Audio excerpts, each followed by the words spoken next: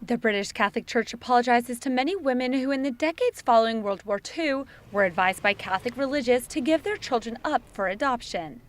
Well, I suppose when people have suffered some kind of wrong of that kind, which maybe was decades ago, the wound is there and it's never going to be possible to achieve complete healing. But it is important to show that one is willing to do whatever possible to help comfort and console and express regret and apology for what happened in the past.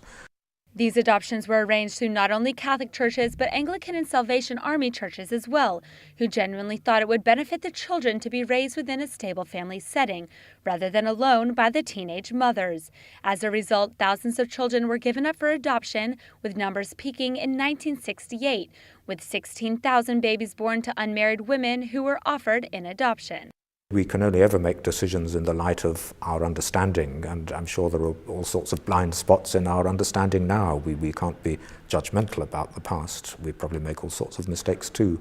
We just hope that we don't do too much damage, and that if we do, then in the future there'll be people who will be able to reach out in this way and make amends.